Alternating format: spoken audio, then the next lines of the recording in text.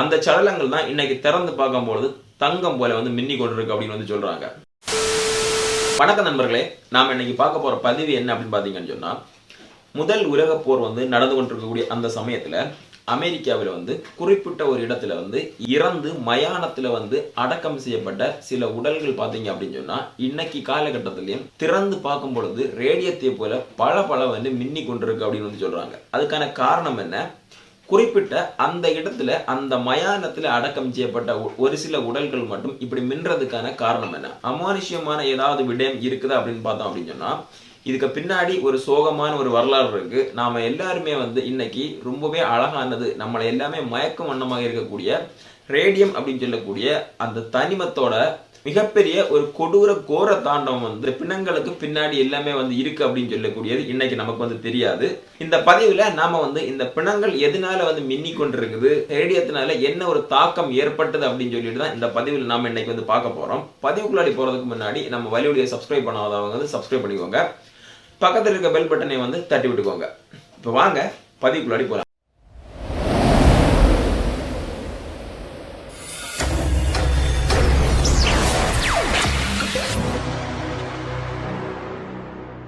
இந்த காணொலியை பற்றி பேச ஆரம்பிக்கும் முன்னாடியே வந்து நான் ஒரு முக்கியமான ஒரு விடயத்தை வந்து சொல்லிடுறேன்.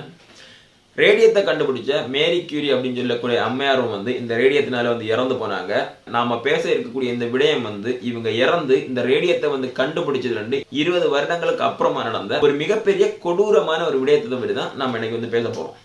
முதல் உலக போர் வந்து நடந்து கொண்டிருக்கக்கூடிய அந்த காலகட்டத்தில் வந்து சரியாக அமெரிக்கா வந்து முதல் உலக போருக்குள்ளாடி வந்து 4-5 நாட்கள் கழிந்த உடனே வந்து அமெரிக்கா என்ன முடிவு பண்றாங்க அப்படின்னு சொன்னா, ரேடியத்தினால உருவாக்கப்படக்கூடிய கடிகாரங்களை உருவாக்கணும், கையில கட்டக்கூடிய கை கடிகாரங்களையும் உருவாக்கணும் அப்படின்னு சொல்லிட்டு பல இடங்கள்ல வந்து தொழிற்சாலைகளை வந்து தொடங்குறாங்க.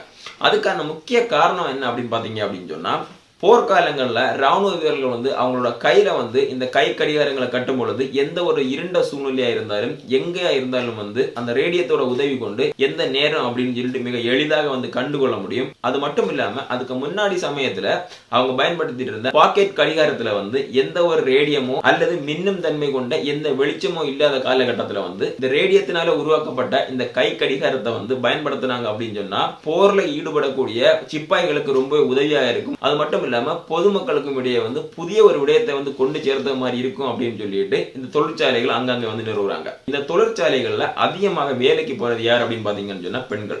காரணம், அதிகமான ஆண்கள் வந்து போருக்கு போயிட்டாங்க. அது மட்டும் இல்லாம வறுமையில் இருந்த அநேகமான பெண்கள் வந்து இந்த தொழிற்சாலையில வந்து சேர தொடங்கினாங்க. அதுக்கான இன்னும் ஒரு முக்கிய காரணம் என்ன அப்படின்னு பாத்தீங்கன்னு சொன்னா, ரேடியத்தை பயன்படுத்தி கை கடிகாரங்களை உருவாக்கக்கூடிய இந்த தொழிற்சாலையில வேலை பார்க்கக்கூடிய பெண்களுக்கு வந்து 1-3 மடங்கு ஊதியத்தை வந்து கொடுத்தாங்க.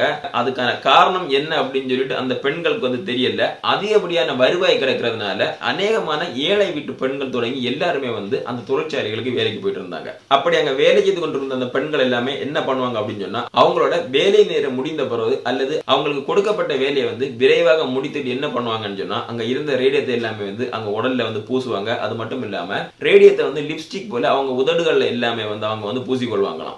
இந்த பெண்கள் எல்லாமே வந்து வேலையை முடித்து விட்டு வீட்டுக்கு கிளம்ப ரோட்ல இருளான இடத்துல இவங்க நடந்து போகும்போது இவங்களை பாக்குறதுக்கே வந்து இவங்களை சுற்றி மிகப்பெரிய ஒரு ஒளிவட்டம் இருக்கிறது போல உடல் முழுவதுமே வந்து மின்னி கொண்டே தான் வந்து போவாங்களாம். இந்த பெண்களுக்கு இந்த ரேடியம் அப்படின்னு சொல்லக்கூடிய இந்த மின்னுகிற இந்த தனிமம் வந்து ரொம்ப வந்து பிடிச்சிருந்து, இன்னும் சொல்லணும் அப்படின்னு சொன்னா இதை வந்து அவங்க ஒரு போதை மாதிரி பயன்படுத்த தொடங்கினாங்க. கொஞ்சம் காலங்கள் போய்கொண்டே இருக்கு. இவங்க தொடர்ந்து அந்த விடயத்தை வந்து செய்து கொண்டே இருக்கிறாங்க. தொடர்ந்து அவங்க மேல பூசிக்கொள்வது, உதடுகளை சாயம் பூசுவது, அது மட்டும் இல்லாம இந்த ரேடியத்தை வந்து அவங்க அன்றாடம் பயன்படுத்தக்கூடிய சோப்பு, அது மட்டும் இல்லாம பற்பசைகள் தொடங்கி எல்லாத்திலையுமே வந்து பயன்படுத்த தொடங்குறாங்க. அது ஒரு போதையாக வந்து மாறுச்சு.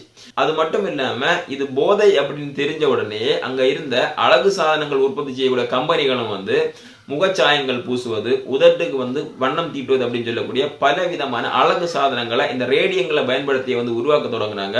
இந்த பொருட்களை கொண்டு வந்து சந்தையில வந்து விற்கவும் வந்து செய்தாங்க. அதை வந்து மக்கள் வந்து வாங்கி பயன்படுத்த வந்து செய்தாங்க. இப்படியே வந்து போய்கொண்டிருக்குது. இந்த சமயத்துல ஒரு தொழிற்சாலையில வேலை பார்த்துட்டு இருந்த பெண் தான் யார் அப்படின்னு பாத்தீங்கன்னு சொன்னா, கிரேஸ் ஃப்ரையர் அப்படின்னு சொல்லக்கூடிய பெண். இந்த பெண்ணோட ரெக்கமெண்டேஷன்ல தான் பாத்தீங்கன்னு சொன்னா இன்னும் ஒரு ஏழை பெண் வந்து அந்த தொழிற்சாலைக்கு வந்து வேலைக்கு வர்றாங்க. அவங்களோட பேர் வந்து அமெலியா. இந்த அமெலியாவும் இந்த ரேடியம் அப்படின்னு சொல்லக்கூடிய இந்த பொருளுக்கு வந்து அடிமையாகிறாங்க. அதை ஒரு போதையாக வந்து பயன்படுத்த தொடங்குறாங்க.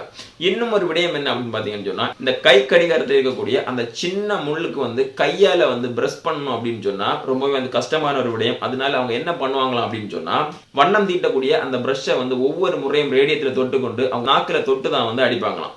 அது எப்படி அப்படின்னு பாத்தீங்கன்னு சொன்னா, நாம வந்து நாக்குல எச்சில் தொட்டு ஒவ்வொரு பேப்பரை எப்படி திருப்புறோமோ அது போலவே வந்து ஒவ்வொரு முறையுமே அந்த பிரஷ் அல்ல ரேடியத்தை தொட்டு நாக்குல வைத்து ஈரப்படுத்தி விட்டு தான் வந்து அந்த வண்ணத்தை வந்து தீட்ட தொடங்குவாங்களாம். இதுலயும் பாத்தீங்கன்னு சொன்னா அவங்களுக்கு உடலுக்கு உள்ளாடி வந்து கொஞ்சம் கொஞ்சமாக வந்து இந்த ரேடியம் அப்படின்னு சொல்லக்கூடிய இந்த தனிமம் வந்து போய் கொண்டு இருந்துச்சு. இதை வந்து இவங்க வந்து மிகப்பெரிய ஒரு விடயமாக வந்து கருதாம தொடர்ந்து வந்து செய்து கொண்டே இருந்தாங்க. இதே சமயத்துல ஒரு பத்திரிகையாளர் வந்து இந்த தொழிற்சாலைக்குள்ளாடி வந்து போறாரு. இவங்க அந்த நாக்குல பிரஷ் தொடுற அந்த சம்பவத்தை பார்த்து அவர் வந்து அங்க இருந்த பெண்கள்கிட்ட போய் சொல்றாரு, இந்த ரேடியம் அப்படின்னு சொல்லக்கூடிய இந்த தனிமம் வந்து கொஞ்சம் ஆபத்தான ஒரு தனிமம், ஏன் இப்படி பண்றீங்க அப்படின்னு வந்து கேட்கிறாரு. அதுக்கு அந்த பெண்கள் சொன்ன பதில் என்ன அப்படின்னு சொன்னா, நாங்க வந்து இந்த கம்பெனியோட மேனேஜர்கிட்ட வந்து கேட்டோம். அவர் தான் சொன்னாரு, இந்த ரேடியம் அப்படின்னு சொல்லக்கூடிய இந்த தனிமம் வந்து பெரிய ஆபத்தான ஒரு பொருள் கிடையாது, இதுல எந்த ஆபத்துமே இல்லை அப்படின்னு சொன்ன காரணத்தினால நாங்க வந்து இதை வந்து தொடர்ந்து வந்து செய்து கொண்டிருக்கிறோம் அப்படின்னு வந்து அவர் வந்து சொல்றாரு. இந்த சமயத்துல இந்த தொழிற்சாலையில வேலை பார்க்கிற கிரேஸ் ஃப்ரையர் அப்படின்னு சொல்லக்கூடிய பெண்ணோட ரெக்கமெண்டேஷன்ல வந்த அமெலியா அப்படின்னு சொல்லக்கூடிய பெண் வந்து நோயால வந்து பாதிக்கப்பட்டு பல்லு வலி அதை வந்து அவதிப்பட்டு இருக்காங்க.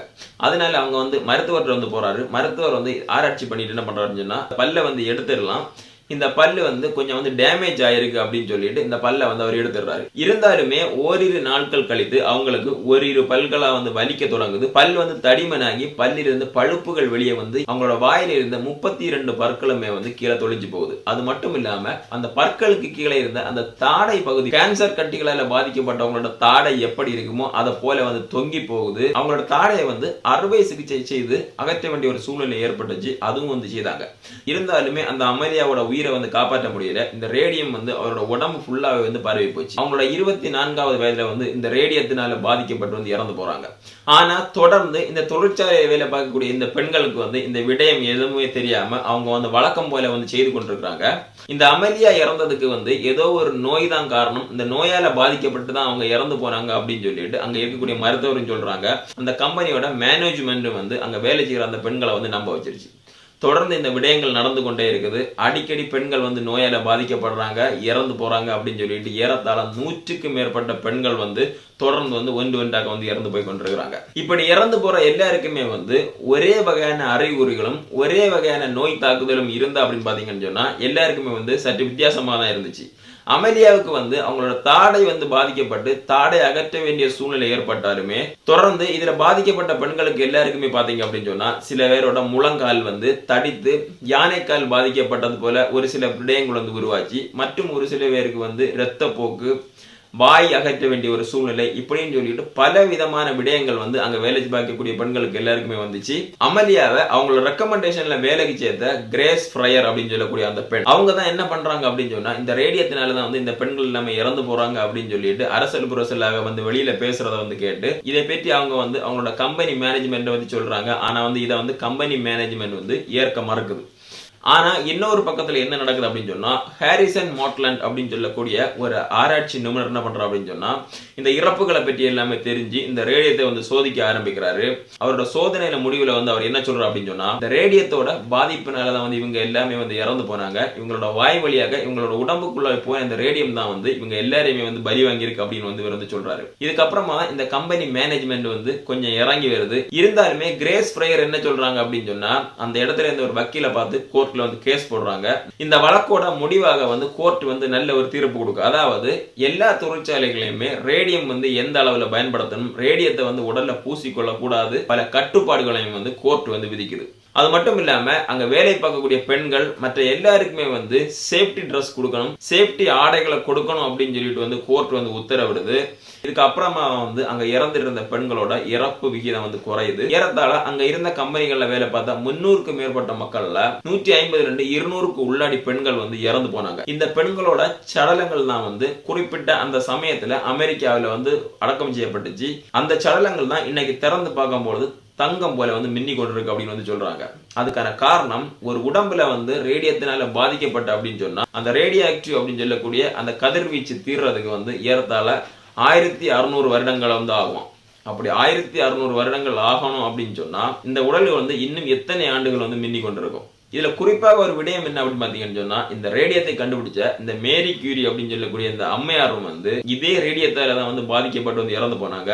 அவங்களோட அறைக்குள்ளாடி வந்து போய் பார்க்கும்போது பாத்தீங்கன்னு சொன்னா, அவங்க பயன்படுத்தின ரேடியம் வந்து அங்க எல்லாமே வந்து சிதறி எல்லா இடமுமே வந்து பரவி கிடந்துச்சாம். இப்படிப்பட்ட ஆபத்தான ஒரு தனிமத்தை தான் நாம இன்னைக்கு பயன்படுத்திட்டு இருக்கிறோம். எங்க எல்லாம் அப்படின்னு பாத்தீங்கன்னு சொன்னா, வீடுகள்ல வண்ணம் தீட்டும் பொழுது அந்த இடங்கள்ல பயன்படுத்துறோம். அது மட்டும் இல்லாம ஸ்ப்ரே பெயிண்ட் அப்படின்னு சொல்லக்கூடிய டப்பாய்கள்ல அடைத்து வரக்கூடிய இந்த ரேடியம் பெயிண்டையும் வந்து மிக எளிதாக அடுத்தவங்க மேல வந்து நம்ம பயன்படுத்துறோம். அது மட்டும் இல்லாம இந்த ஸ்ப்ரே பெயிண்டை பயன்படுத்தி பல ஓவியங்களும் பல இடங்கள்லயும் வந்து நம்ம வரைந்து கொண்டுதான் வந்திருக்கோம். இது எல்லாமே வந்து ஆபத்தானது. அதனால இப்படிப்பட்ட கதிர்வீச்சு நிறைந்த தனிமங்களை வந்து தவிர்ப்பது நல்லது. அது பயன்படுத்தக்கூடிய அந்த விகிதத்தை வந்து குறைத்துக் கொள்வது மனித குணத்துக்கு வந்து நலன் தரும். இறுதியாக ரேடியத்தோட கதிர்வீச்சால பாதிக்கப்பட்ட அந்த உடல்கள் வந்து கதிர்வீச்சு நீங்கணும் அப்படின்னு சொன்னா 1600 வருடங்கள் ஆகும் அப்படின்னு சொன்னேன். அப்படின்னு சொன்னா முதல் உலக போர் காலகட்டத்துல இந்த ரேடியத்தோட கதிர்வீச்சால பாதிக்கப்பட்ட அந்த உடல்களோட கதிர்வீச்சு தீர்றதுக்கு எத்தனை ஆண்டுகள் ஆகும்? அதை தெரிஞ்சவங்க வந்து நம்மளோட கமெண்ட் பாக்ஸ்ல வந்து கமெண்ட் பண்ணுங்க. இந்த காணொலி பிடிச்சிருந்து அப்படின்னு சொன்னா லைக் பண்ணுங்க, ஷேர் பண்ணுங்க, கமெண்ட் பண்ணுங்க. முக்கியமா சப்ஸ்கிரைப் பண்ண மறந்துடாதீங்க. நான் வேற ஏதாவது டாபிக் பற்றி பேசணும் அப்படின்னு சொன்னா கீழே கமெண்ட் பாக்ஸ்ல வந்து கமெண்ட் பண்ணுங்க. மீண்டும் இன்னொரு காணொலியோட நான் உங்களை சந்திக்கிறேன். நன்றி.